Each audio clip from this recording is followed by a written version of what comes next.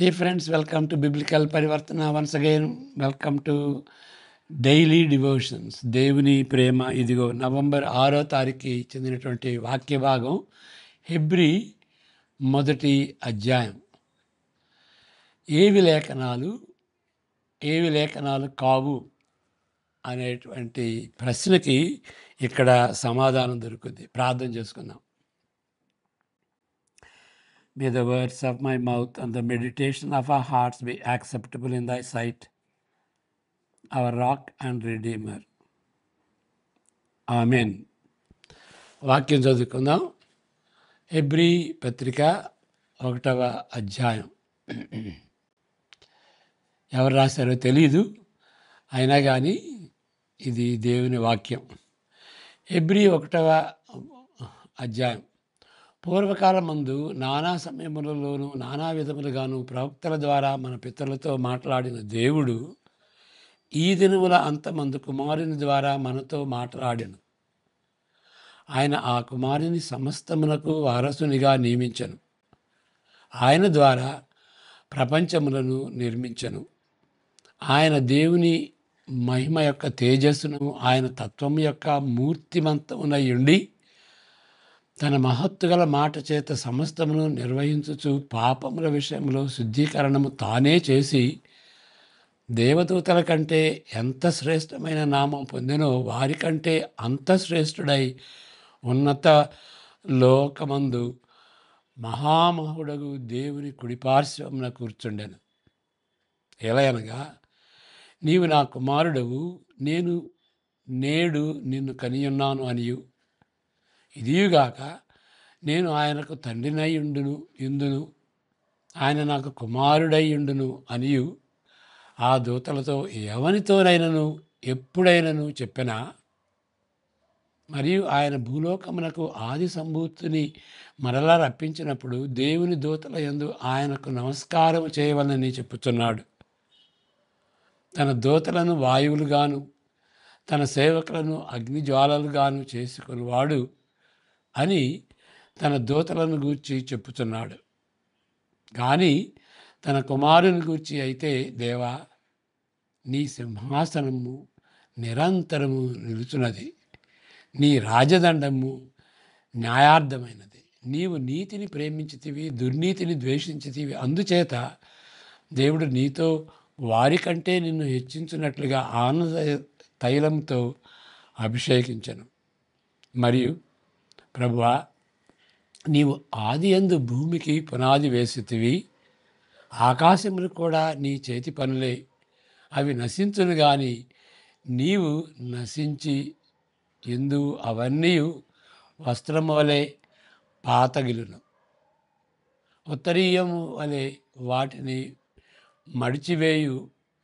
మడిచివేతు అవి వస్త్రము వలె మార్చబడును గాని నీవు ఏకరీతిగానే ఉన్నావు, నీ సంవత్సరములు తరుగవు అని చెప్పుచున్నాడు.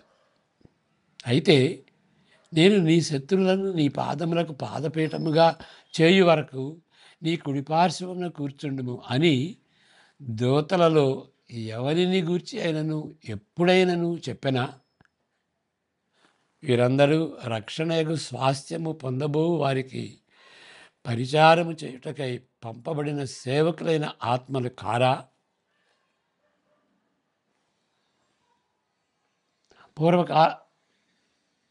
ఓకే, ఇక్కడ యేసు ప్రభువు దేవుడు అనేటువంటి అనేటువంటి థియాలజీకి ఇదొక వాక్య భాగంగా ఉంటుంది. ఎందువల్లంటే కొంతమంది యేసు ప్రభు ఆర్కేంజల్ మైకల్ ఆయన మనిషిగా వచ్చాడు అని కొందరు తలస్తారు. అది కాదు. ఏ దూతలతో కూడాను దేవుడు అని సంబోధించలేదు. ఇక్కడ ఈయన చెప్తున్నది ఏంటో మనం గమనిద్దాం. కార్సన్ గారు చెప్తున్నది, హెబ్రీ 1వ అధ్యాయంలోని ప్రారంభ వచనాలలోనున్న వైరుధ్యాలన్నీ, అంటే కాంట్రాస్ట్ అన్నమాట, వైరుధ్యాలు ఒకే దిశలో ఉన్నవి. ఈ కాంట్రాస్ట్ అన్నీ కూడాను ఒకే దిశలో ఉన్నవి. పూర్వకాలమందు అనేది ఈ దినముల తరువాత, ఈ దినముల అంతమందు అనేదానికి విరుద్ధంగా ఉంటుంది. పూర్వకాలం, ఈ దినాలు. దేవుడు మన పితరులతో మాట్లాడాడు అనేది ఈ చివరి రోజుల్లో ఆయన మనతో మాట్లాడాడు. మన పితరులతో, మనతో అనే వాస్తవానికి విరుద్ధంగా ఉంటుంది. అంతేకాదు, దేవుడు మన పితరులతో ఈ చివరి దినాలలో, అంటే అప్పుడు ఈ చివరి దినాలు, పూర్వకాలమందు నానా సమయములలోను నానా విధములుగా ప్రవక్తల ద్వారా మన పితరులతో మాట్లాడాను. కానీ ఈ దినముల అంతమందు, పూర్వకాలమందు, ఈ దినముల అంతమందు దేవుడు మనతో తన కుమారుని ద్వారా మాట్లాడాను. ఓకే, నానా విధాలుగా మాట్లాడాడు. అయితే ఈ అంతమందు క్లైమాక్టిక్ పాయింట్ అన్నమాట. అంతం అంటే ఎట్లా అనే అంతం కాదు, ఇట్లా అత్యున్నతమైనటువంటిది అని అర్థం వస్తుందన్నమాట. నిజానికి తన కుమారుని ద్వారా, నిజానికి తన కుమారుని ద్వారా, ద్వారా అంటే యందు, ఇన్ ద సన్ అని ఇంగ్లీష్లో ఉంటుంది, అందువలన ఇందు అని పెట్టాం. అంటే ద్వారా అనే దానికి ఒక అర్థం అందు, ఇన్ క్రైస్ట్. ఓకే, దీన్ని గ్రీకులో డేటివ్ వాయిస్ అంటారు. నిజానికి తన కుమారుని ద్వారా, లేకపోతే తన కుమారుని యందు అనే వ్యక్తీకరణ యొక్క రూపం మూల భాషలో హెబ్రీల రచయిత కుమారుని మరొక ప్రవక్తగా లేదా అత్యున్నత ప్రవక్తగా కూడా భావించుట లేదని చాలా బలంగా సూచిస్తుంది. ఓకే, అంటే ప్రవక్తలు ఉన్నారు, ఇక్కడ ఒక ప్రవక్త, ఇక్కడ ఒక ప్రవక్త, ఈయన కూడా చివరి ప్రవక్త అనేది కాదు. ఆయన ప్రవక్తల కేటగిరీలో ఉన్నటువంటి వాడు కాదు అని ఈ కుమారుని యందు అనేటువంటి ఎక్స్ప్రెషను స్పష్టంగా తెలుస్తుంది. ప్రవక్తల ద్వారా దేవుడు చేశాడు, అయితే కుమారుని యందు తను తాను వ్యక్తపరచుకున్నాడు. గతంలో దేవుని వాక్యం ప్రవక్తల ద్వారా మధ్యవర్తిత్వం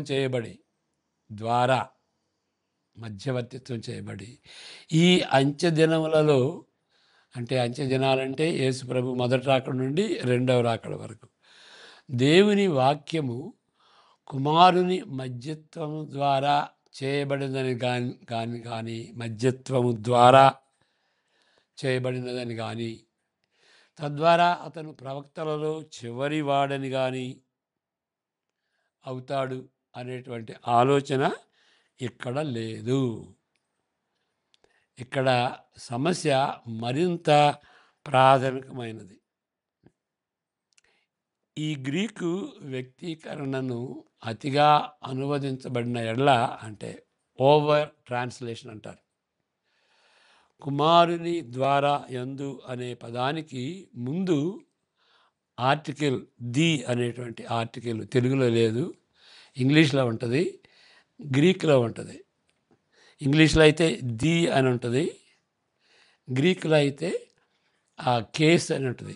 nominative case, vocative case, accusative case, dative case, okay, genitive case, dative case అని ఈ 5. వోకటివ్ కేస్కి ఆర్టికల్ ఉండదు, మిగిలిన 4టికి ఆర్టికల్ ఉంటుంది ది అని. కానీ ఆ కేసుని బట్టి ది అనే కాదు, మారుదన్నమాట. హా, టా, టాన్, టు, టో, జస్ట్ ఉదాహరణకు చెబుతున్నాను. అంటే అది కూడా మారుద్ది. ఇది చాలా గంభీరమైనటువంటి విషయం. ఏంటంటే ఈ ఈ సెంటెన్స్లో ఎక్కడన్నా కానీ ఇప్పుడు ది అనే తర్వాత నామవచనం ఉంటుంది. ఈ సెంటెన్స్లో ఎక్కడన్నా కానీ దాని పాత్ర ఏంటి, అది నామవాచ్యమా? లేకపోతే అది నామినేటివ్ కేసా? అంటే అది ఆమ్, అది కర్త లేకపోతే కర్మ అనేటువంటిది. ఆ నామవచనం పని చేస్తుందా? లేకపోతే పనిపై పడుతుందా? దానికి ఆ పనికి సంబంధించినదా అనేటువంటిది చెప్తుందన్నమాట. అలాంటిది ఇక్కడ టో అనేది లేదు. కుమారుడు హియస్ అంటారు. మరి కుమారుడు అనే దానికి తప్పకుండా అక్కడ ఆర్టికల్ ఉన్నాయి కదా, ఇక్కడ ఆర్టికల్ లేదు. ఆర్టికల్ లేకపోవటం కూడాను దానిలో కూడా ఒక అర్థం ఉంది. అది ఇక్కడ చెబుతుంది. ది అనేటువంటి ఆర్టికల్ లేకపోవుట ఇక్కడ ముఖ్యమైనటువంటి విషయం. అంతేకాదు కుమారుని ద్వారా లేకపోతే కుమారుని యందు అనేది ప్రవక్తల ద్వారా అనే దానికి మాత్రమే కాకుండా నానా సమయములలోను నానా విధములుగా ప్రవక్తల ద్వారా అనేదానికి కూడా విరుద్ధంగా ఉంటుంది. అంటే ఇక్కడ ప్రవక్తల ద్వారా అనేదానికి విరుద్ధంగా ఉంటుంది, నానా సమయంలో అనేదానికి కూడా విరుద్ధంగా ఉంటుంది. ఏది? కుమారుని యందు అనేటువంటిది కాంట్రాస్ట్ అన్నమాట. దానికి దీనికి కాంట్రాస్ట్ చెప్తున్నారు. ఇప్పుడు ఇదంతా సోదంతా ఎందుకండి అని అంటారు. ఇది సోది కాదు. ఇక్కడ ఉన్నటువంటి ఆలోచనలు వాక్యాన్ని చదవటాన్ని బట్టి, వాక్యాన్ని విశ్లేషించటాన్ని బట్టి, వాక్యాన్ని డివైడ్ చేయటాన్ని బట్టి, దాన్ని డివిజన్ అంటారు, దాన్ని బట్టి వచ్చేటువంటి ఆలోచన. ఇప్పుడు ఇది లేకుండా ఉంటే ఆ ఆలోచన దేవుని వాక్యాన్ని బట్టి ఎందుకని తెలుస్తుంది? కాబట్టి ఇలాంటి స్టడీ అవసరం.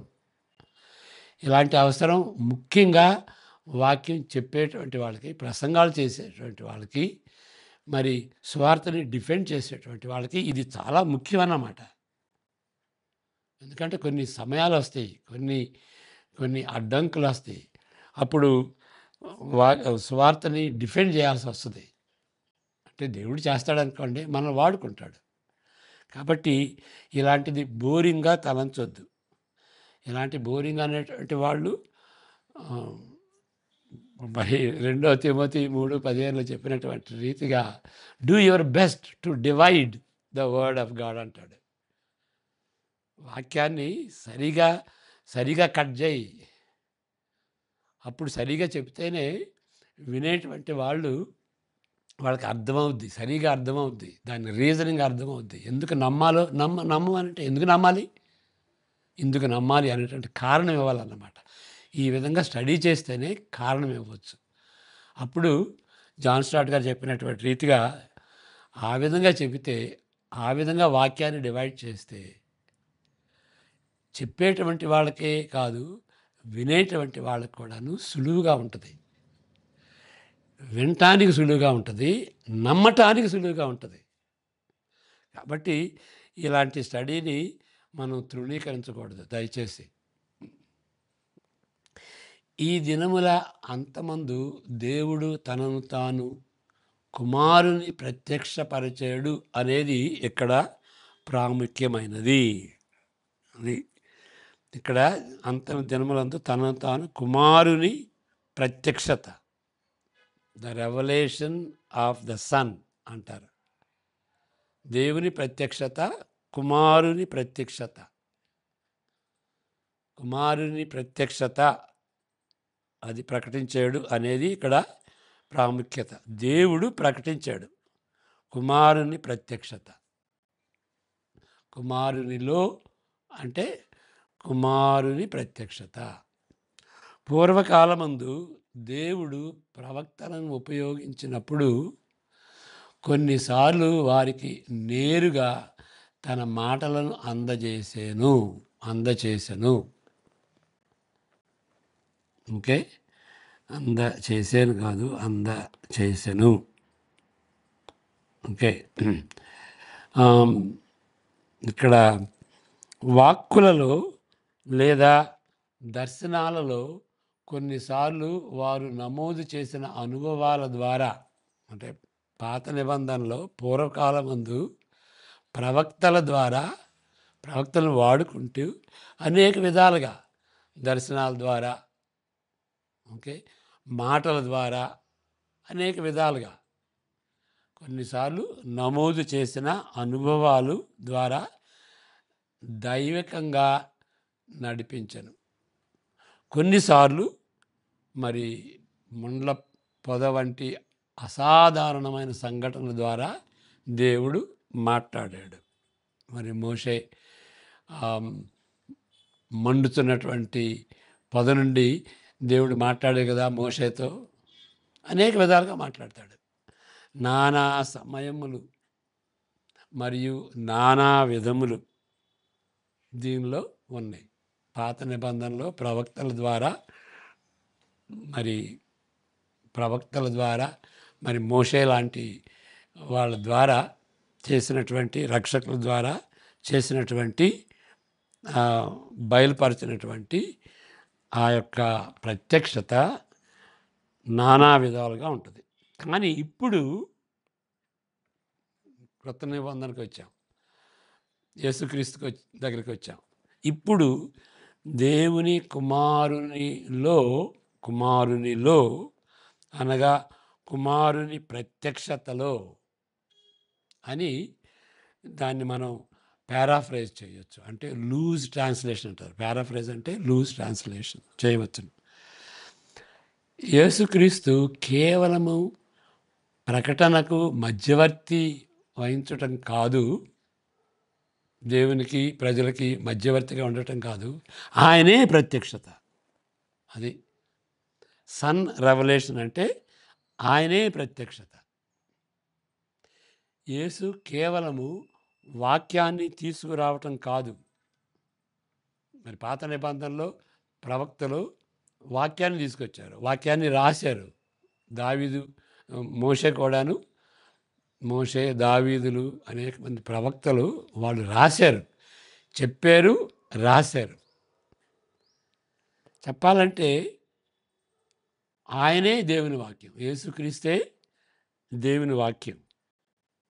ఓకే, ఆయన వాక్యాన్ని తీసుకురావటం కాదు, ఆయనే వాక్యం, ఆయనే అంతిమ ప్రత్యక్షత, లాస్ట్ రెవల్యూషన్.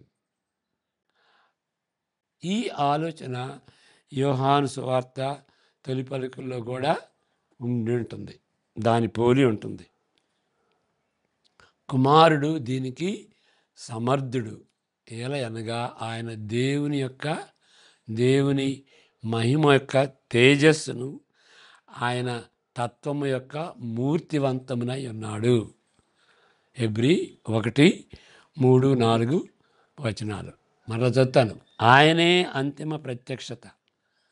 ఇది యోహాను వ్రాసినటువంటి ఆ తొలి పలుకులు అంటే మొదటి అధ్యాయం 1-18 వరకు దాని తొలి పలుకులు అంటారు. In the beginning was the Word, and the Word was with God, and the Word was God. అది అంటే ఆయన ద్వారానే ఆయనే ప్రత్యక్షత. అంటే దూతల వలె కాదు, మరలా ప్రవక్తల వలె కాదు, ప్రవక్తల ద్వారా దేవుడు బయలుపరుచుకున్నాడు. ఇక్కడ యేసుక్రీస్తే ప్రత్యక్షత. దాని కారణం ఏంటంటే దేవుని మహిమ యొక్క తేజస్సును, ఆయన తత్వమును, అంటే నేచర్ని, దేవుని యొక్క నేచర్ని ఆయన దానికి మూర్తిమంతమునై ఉన్నాడు.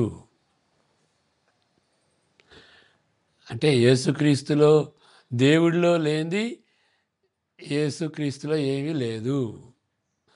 దేవునిలో ఉంటే యేసుక్రీస్తులో ఉన్నది, కాబట్టి ఆయన దేవుడు. ఖచ్చితంగా చెబితే క్రైస్తవులు క్రొత్త నిబంధన పుస్తకాలను పాత నిబంధన పుస్తకాల వలె దేవుని విమోచన ప్రణాళిక తదుపరి దశను మనకు తీసుకుని వచ్చినట్టుగా భావించకూడదు. ఓకే, ఇక్కడ పాత నిబంధన, ఇక్కడ క్రొత్త నిబంధన, ఇక్కడ గ్రంథాలన్నీ అలాంటి గ్రంథాలే ఇవి అని అనుకోకూడదు. ఇది తప్పు. ఇలాంటి గ్రంథాలు అనేది తప్పు. ఎందుకంటే ఈ గ్రంథాలు యేసుక్రీస్తుని సూచిస్తుంది. ఈ గ్రంథాలు ఈ ప్రత్యక్షత, యేసుక్రీస్తు ప్రత్యక్షతకు సంబంధించినవి అన్నమాట. అంతేగాని ఇలాంటివి కాదు. ఇవి మళ్ళీ చదువుతాను. క్రైస్తవులు క్రొత్త నిబంధన పుస్తకాలను పాత నిబంధన పుస్తకాల వలె దేవుని విమోచన ప్రణాళిక తదుపరి దశకు మనకు తెచ్చేవిగా భావించకూడదు. ఇక అది అయిందండి, ఇక నెక్స్ట్ స్టేజీ అనేది కాదు. వాళ్ళు మోర్మన్స్ ఆ విధంగా తలస్తారు, ఆ విధంగా వాదిస్తారు. అటు తర్వాత జోసెఫ్ స్మిత్ మరికొంత ప్రత్యక్షతకు వాళ్ళు అనేది ఏంటంటే, యేసుప్రభు వచ్చాడండి, తర్వాత జోసెఫ్ స్మిత్ ఆయన మరికొంత ప్రత్యక్షత తీసుకొచ్చాడు, తర్వాత ఇంకోళ్ళు వస్తారు. ఓకే, కాబట్టి ఇక్కడ ఒక ప్రవక్త, ఇక్కడ ఒక ప్రవక్త, అట్లాగే యేసు ప్రవక్త, ఈయన వచ్చిన తర్వాత ఇంకో ప్రవక్త. ఇది తప్పు. ఇది అంతిమ రెవల్యూషన్.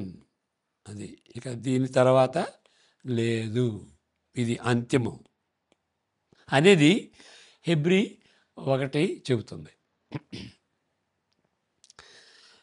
అటు తరువాత జోసెఫ్ స్మిత్ మరికొంత ప్రత్యక్షత మనకు తీసుకొచ్చాడని నమ్ముతారు వాళ్ళు. ఎందువలనగా ఆయన వారి దృష్టిలో, మోర్మన్స్ దృష్టిలో గుర్తింపు పొందిన మరొక ప్రవక్త. అది యేసుక్రీస్తు ఎవరు? ఇంకొక, వాళ్ళ దృష్టిలో, మోర్మన్స్ దృష్టిలో యేసు ప్రభు ఇంకొక ప్రవక్త. కానీ ఇక్కడ హెబ్రీయుల రచయిత వేరుగా చెప్తున్నాడు. పాత నిబంధన ప్రక్షతలన్నిటికీ పరాకాష్ట, క్లైమాక్ట్ అంటే ఇందాక చెప్పాను నేను. ఇదేనే కాదు, ఇది ఇక దీనిపైన, ఇక దీని తర్వాత ఏమీ లేదు. క్లైమాక్స్ అన్నమాట. ఇక క్లైమాక్స్ అంటే ఇక ఇక ఇక ఎవరెస్ట్ పర్వతం, ఇక దానికంటే ఎత్తేంటి? అది అలాంటిది అన్నమాట. ఇది ఎవరెస్ట్ పర్వతం లాంటిది, లాస్ట్ రెవల్యూషన్. అంతేగాని దీని తర్వాత ఇంకా జోసెఫ్ స్మిత్ కానీ ఇంకా ఎవరో ఉన్నారు అని అంటూ, అది హెబ్రీ 1వ అధ్యాయానికి వ్యతిరేకంగా ఉండేటువంటి ఆలోచన. ఆల్రైట్, హెబ్రీయుల రచయిత పాత నిబంధన ప్రత్యక్షతలన్నిటికీ పరాకాష్ట, క్లైమాక్టిక్ ప్రవక్తల ద్వారా మధ్యవర్తిత్వము మరిన్ని పుస్తకాలు కాదు. కానీ క్రీస్తు యేసే క్రొత్త నిబంధన పుస్తకాలు యేసు చుట్టూ చేరి ఆయనే అంతిమ ప్రత్యక్షతగా సాక్ష్యమిస్తున్నాడు. అంటే ఇక్కడ ఈ పుస్తకాలు యేసుక్రీస్తు క్రొత్త నిబంధన పుస్తకాలు దీనికి సంబంధించినవి, అంతేగాని ఇలాంటివి కాదు అనేది అన్ని ఇక్కడ గ్రహించాలి. ఈ పరాకాష్ట అంటే క్లైమాక్టిక్ రెవల్యూషన్, ఈ పరాకాష్ట ప్రత్యక్షతకు సాక్ష్యము ఇవ్వని పుస్తకాలు, తరువాత వెలువడిన పుస్తకాలు స్వయంగా అనర్హమైనవి. అంటే అవి లేఖనాలు కాదు, లేఖనాలుగా ఎంచటానికి అనర్హమైనవి అని మనం గ్రహించాలి. ఇప్పుడు తెలుసుకున్నారు కదా. కాబట్టి యేసుక్రీస్తు లాస్ట్ అండ్ పరాకాష్ట రెవల్యూషన్ అని చెప్పేటువంటి గ్రంథాలు తప్ప మరి ఏవి కూడాను వాటిని లేఖనాలు అని అనకూడదు. అది క్లైమాక్టిక్ రెవల్యూషన్. కాబట్టి మనం జాగ్రత్తగా ఉండాలి. ఇప్పుడు ఎన్నో పుస్తకాలు ఉంటాయి, 66 పుస్తకాలు అనుకోండి, 39, 66. ఇక తర్వాత అపాక్లిప్టిక్ లిటరేచర్ అంటారు. అపాక్లిప్టిక్ కాదు, ఈ ఆ, ఈ డ్యూటరో కెనానికల్ బుక్స్ అంటారు. డ్యూటరో కెనానికల్ బుక్స్. ఓకే. మరి రోమన్ క్యాథలిక్స్ కూడాను కొన్ని గ్రంథాలు వాడతారు. దానిలో ప్రాబ్లం అన్నమాట. మరి బుక్ ఆఫ్ మార్మన్ అది కూడాను ఈ 66 గ్రంథాలకి మినహాగా ఉండేవి.